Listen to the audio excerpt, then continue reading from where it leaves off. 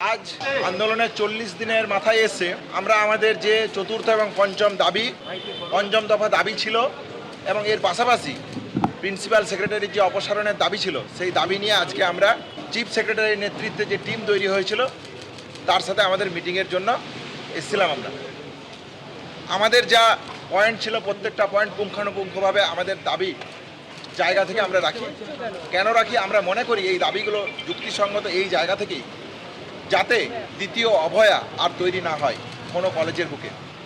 এই পরিস্থিতি যেন পশ্চিমবঙ্গের কোনো মেডিকেল কলেজ থেকে শুরু করে যে কোনো কলেজে কখনো পরিলক্ষিত হতে না হয়, সেই জায়গা থেকে, সেই ইম্পর্টেন্সকে, সেই গুরুত্বের জায়গা থেকেই আমরা আজকে এই মিটিংয়ের জন্য এসেছিলাম। আলোচনা সমস্ত দাবি দাবাগুলো নিয়ে হয়েছে। তারা আমাদের যে চতুর্থ এবং পঞ্চম দাবি ছিল সেখানে থ্রেড কালচার থেকে শুরু করে হাউস টপ কাউন্সিলিংয়ের যে অস্বচ্ছতা, সেখান থেকে শুরু করে ডব্লিউবিএমসি ইলেকশনের যে সমস্যা, রোগী পরিষেবা নিয়ে যে ব্যাহত, এবং চতুর্থ সেফটি সিকিউরিটির প্রশ্নে সিসিটিভি থেকে শুরু করে সেমিনার রুম, ওয়াশরুম থেকে শুরু করে, এবং হচ্ছে যে কলেজ কমিটিগুলোতে আইসিসি তৈরি করা, যে কমিটিগুলো থেকে এতদিন থ্রেড কালচার এবং সিন্ডিকেট রাজ চলতো, হোস্টেল কমিটি থেকে শুরু করে, অ্যান্টি রেগিং কমিটি থেকে শুরু করে, যেগুলো কুকুর ভাষা হয়ে দাঁড়িয়েছিল এতদিন, সেইগুলোর সম্পূর্ণ অপসারণ থেকে শুরু করে নতুনভাবে সেগুলো রিস্ট্রাকচার করা টাস্ক ফোর্সের মাধ্যমে, এবং কলেজ ওয়াইজ যে টাস্ক ফোর্স তৈরি করা, এবং সমূলে যে অপসংস্কৃতি কলেজগুলোর বুকে চলতো সেই গণতান্ত্রিক পরিবেশকে, সেই অপসংস্কৃতিকে মুছে ফেলা এবং গণতান্ত্রিক পরিবেশকে আরও বৃহত্তর করার জন্য রেসিডেন্ট ডক্টর অ্যাসোসিয়েশন এবং স্টুডেন্ট ইউনিয়নের যে দাবি আমরা রেখেছিলাম সেই দাবি নিয়ে আলোচনা হয়। কিন্তু আলোচনার শেষে এবং এর পাশাপাশি এটাও আলোচনা হয় যে রোগী পরিষেবা নিয়ে আমরা যে প্রতিদিন সমস্যার মধ্যে পড়ি, সেই সমস্যা থেকে আমরা যে ঘটনাগুলো মনে করেছিলাম, যে বেডের নিয়ে ট্রান্সপারেন্সি, রেফারাল সিস্টেম নিয়ে ট্রান্সপারেন্সি, ইনফ্রাস্ট্রাকচার গড়ে তোলা, এবং পাশাপাশি যে স্বচ্ছ ট্রান্সফার প্রক্রিয়া, অন্যান্য স্বাস্থ্যকর্মীদের নিয়োগ প্রক্রিয়ার ক্ষেত্রে, হেলথ রিক্রুটমেন্টের ক্ষেত্রে যে সদর্থক ভূমিকা রাজ্য সরকারের নেওয়া উচিত, সেই জায়গাগুলো যদি তৈরি হয় তবেই আমরা একটা হয়তো নতুন স্বাস্থ্য ব্যবস্থা গড়ে তোলার পথে এগিয়ে যেতে পারতাম।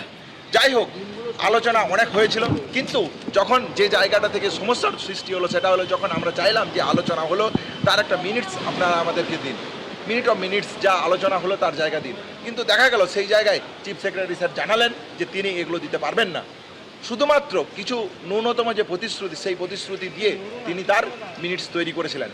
তিনি বলেছেন আমরা তাতে রাজি হয়নি, আমরা বেরিয়ে এসেছি। তিনি তারপর বলেছেন যে ড্রাফট ফর্মে একটা মেল পাঠানোর জন্য, যে মেলের পেলে উনি হয়তো কাল সকালে যে দাবি দাবাগুলো নিয়ে আলোচনা হয়েছে সেগুলো নিয়ে একটা ডাইরেক্টিভ দেবেন। আমরা সেই ডাইরেক্টিভের অপেক্ষায় আছি।